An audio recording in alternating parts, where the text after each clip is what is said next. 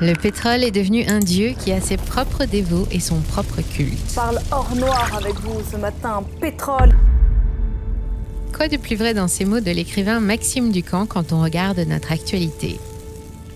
2 millions de barils en moins par jour, ça aura quel effet pour les consommateurs? Certains membres du cartel de l'OPEP, dirigé par l'Arabie Saoudite, le prince héritier saoudien Mohammed Ben Salman, complétera cette situation en ajoutant que le pétrole est aussi une arme, comme nous allons le voir dans cette vidéo. Le 2 avril dernier, l'OPEP+, la version étendue de l'Organisation des pays producteurs de pétrole, a annoncé une réduction immédiate de sa production de 1 million de barils par jour pour aider les prix à se relever. Pour se faire une idée de ce que représente 1 million de barils de pétrole par jour, sachez qu'en France, on en consomme quotidiennement 1 615 000. Mais depuis juin 2022, avec les perturbations liées aux sanctions russes, les prix ont chuté de plus de 37% et on est passé de 122 $ à 76 $ le baril le 30 mars dernier. On ne l'a pas trop senti à la pompe chez nous, en France. Le litre de samplon 95 est passé en moyenne de 2,10 €, son plus haut niveau de juillet 2022, à 1,87 € le 30 mars dernier, soit un recul de 10,9%. Alors personne ne vous en voudra si vous n'étiez pas au courant. Néanmoins, la fonte des prix sur les marchés mondiaux a commencé à devenir problématique, trop pour l'OPEP, dont l'intervention a provoqué une secousse la semaine dernière. Depuis son annonce et en quelques jours seulement, le prix du baril a bondi de 11% et flirte maintenant avec les 86 $.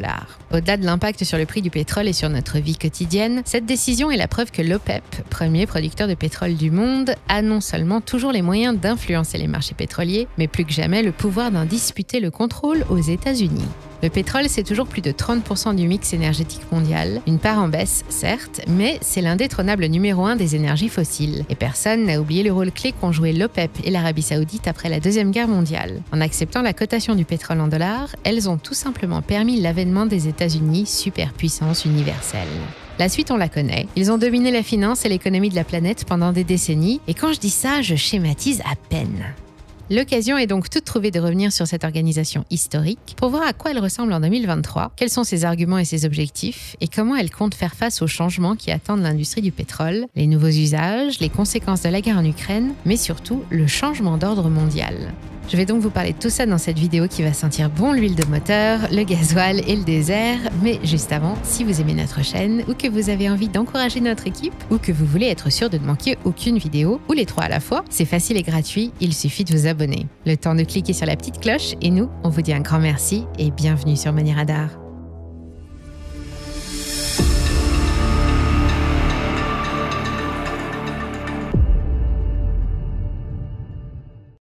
L'OPEP, ou OPEC pour les anglo-saxons, c'est quoi?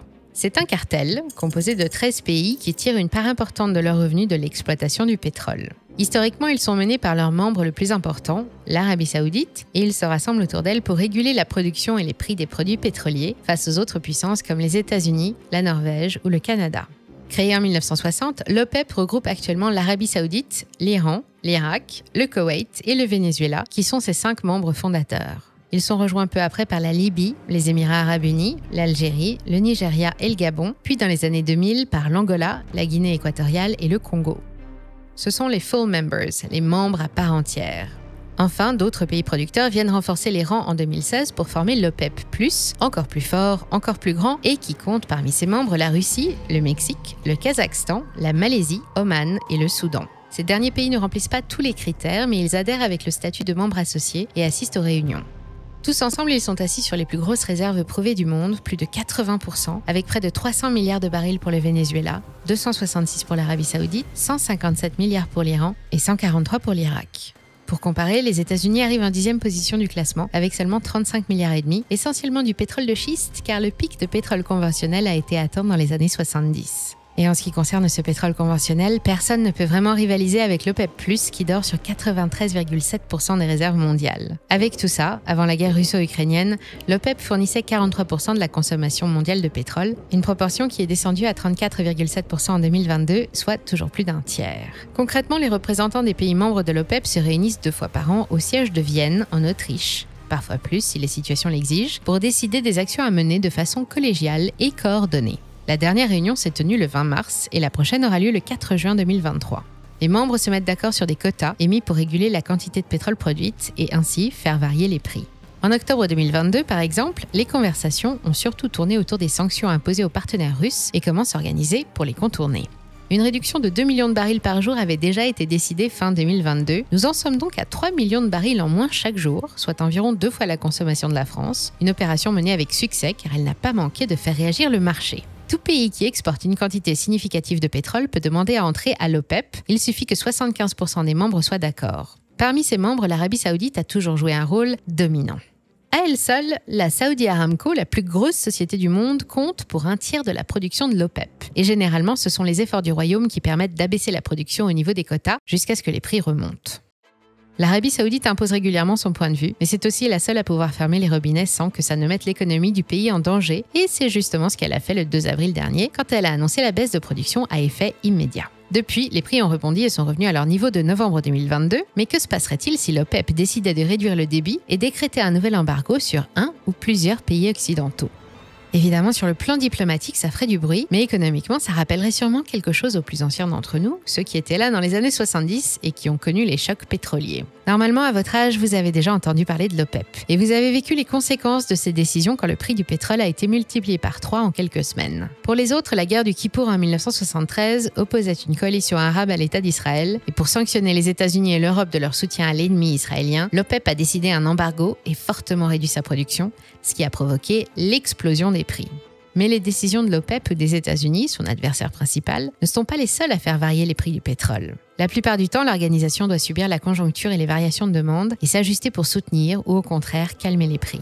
C'est ce qui s'est passé en 2007 quand le baril a atteint son plus haut historique, près de 145,29 $. En cause, la soif intense d'hydrocarbures de la Chine, qui affiche alors une croissance à 2 chiffres depuis son éveil au libéralisme au milieu des années 90, mais il va s'effondrer à 35 $ après la crise des subprimes. En 2014, l'essor du gaz de schiste américain fait à nouveau dégringoler le prix d'un baril de 110 à 75 $. En 2016, l'OPEP reprend la main et décide d'une réduction de production pour contrer le pétrole américain. Malgré l'opposition de la Russie, les quotas sont abaissés, les stocks sont réduits et la courbe des prix remonte. En 2020, crise du Covid et confinement font à nouveau chuter les prix, très brutalement cette fois. En 2 mois, la valeur du baril est divisée par 2. Pour ramener l'équilibre, l'OPEP réduit une nouvelle fois sa production, la plus grosse baisse de toute l'histoire de l'industrie pétrolière, avec plus de 9,5 millions de barils par jour en moins, soit quasiment l'arrêt complet des pompes saoudiennes.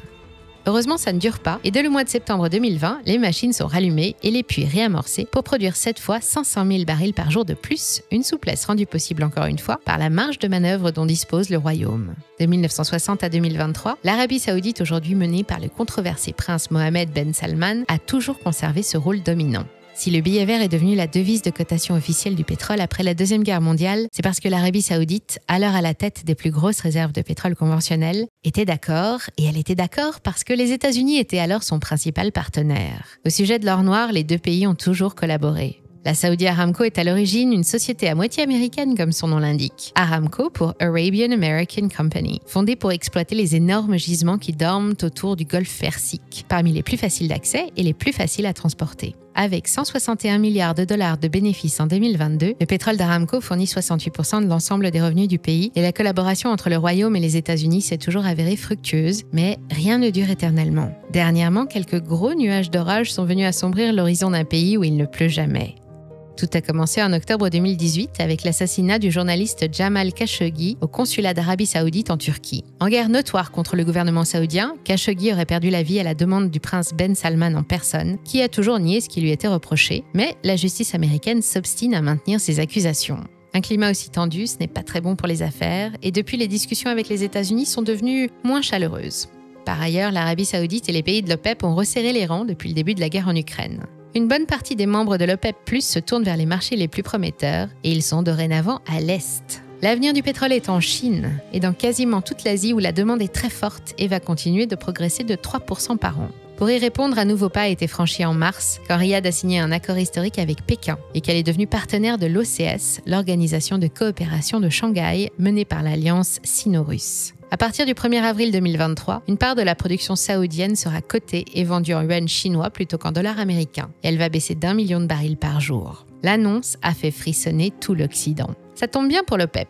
Et mal pour l'Amérique, car le billet vert subit une grave crise de confiance et s'affaiblit déjà depuis plusieurs semaines face aux autres devises dominantes. Si l'alternative est si séduisante pour MBS, c'est que plus la valeur du dollar baisse, plus ses revenus baissent aussi. L'accord avec la Chine va permettre à l'Arabie Saoudite de diversifier les devises et de mieux contrôler les risques de change. En cas de chute du dollar, les revenus du pays en seront moins affectés. Les autres membres et alliés de la Chine sont invités à faire la même chose, comme le président William Ruto, qui conseille aux Kenyans de se débarrasser de leurs dollars américains au plus vite s'ils ne veulent pas perdre leur argent. Mais avec la couronne saoudienne qui lui tourne le dos, l'Amérique a perdu un puissant allié. En 2023, l'OPEP semble avoir l'intention de mettre son pouvoir au service de la Chine et de ses alliés, et ça pourrait bien faire basculer l'équilibre des forces monétaires mondiales. C'est le nouveau visage de la guerre moderne, pas de soldats, mais de vraies attaques. Ici, la Chine s'en prend au dollar, et pour ça, elle utilise sa nouvelle arme, l'OPEP. Pour purger une partie de l'industrie pétrolière de ses dollars, et redevenir souverain en matière de détermination des prix, les bourses pétrolières orientales, situées en Iran et en Chine, cotent déjà le baril dans d'autres devises, en yuan, mais aussi en devises locales comme le rouble russe ou le rial iranien. Si on ajoute à ça l'arbitrage des réserves des banques mondiales qui se séparent de leurs dollars pour acheter de plus en plus de devises alternatives, l'avenir du billet vert pour les 18 prochains mois n'est pas brillant. D'accord, il ne va pas disparaître du jour au lendemain, et d'ailleurs, il ne disparaîtra pas. Mais il ne faudra pas attendre longtemps avant que les nouveaux usages ne se généralisent et que sa part dans les échanges mondiaux ne baisse de 30% environ selon la Fed. Si vous avez envie d'en savoir plus à ce sujet, vous pouvez aller voir ou revoir la vidéo que nous avons postée il y a quelques jours, dans laquelle je vous explique comment la coalition chinoise compte s'y prendre pour dédollariser l'économie pétrolière et le monde par la même occasion. Pour allier des partenaires, l'OPEP dispose d'un fonds spécialisé pour le développement international. Fondé au milieu des années 70, il est aujourd'hui doté d'1 milliard de dollars, de l'argent versé par les pays membres, qui s'ajoute aux revenus annuels des placements. Les fonds sont destinés au financement du développement économique ou social des pays pauvres ou émergents. 300 millions de dollars viennent par exemple d'être débloqués en faveur de l'Arménie, de la Colombie, des Seychelles ou encore de l'Inde, distribués à des porteurs de projets qui favorisent la résilience face au changement climatique dans ces pays aux économies déjà fragiles. 1 milliard, ça peut paraître très généreux, mais c'est une goutte dans un verre d'eau comparé aux ressources annuelles de l'OPEP, 538 milliards de dollars en 2017 et 842 milliards en 2022. Néanmoins, la stratégie porte ses fruits et nombreux sont les gouvernements qui veulent resserrer leurs liens avec l'OPEP. Il y a quand même quelque chose d'ironique dans tout ça. C'est en voulant isoler la Russie et la priver de ses ressources que les forces occidentales, regroupées autour de l'Ukraine, ont dépassé le point de non-retour et donné un grand coup d'accélérateur au basculement de l'ordre économique mondial, un événement attendu par la Chine et ses alliés proches avec grande impatience. Si vous avez envie de connaître l'histoire et la nature des liens qui lient les États-Unis au royaume saoudien, nous avons aussi consacré un sujet à l'Arabie Saoudite et en particulier à la Saudi Aramco l'été dernier. Je vous mets le lien dans le descriptif. Et après ça, si vous avez encore des questions, rejoignez-nous sur nos autres réseaux, vous avez l'embarras du choix. Et le dernier en date, fraîchement lancé et déjà rempli de pépites, Money Radar sur Instagram. N'attendez plus et rejoignez-nous en description.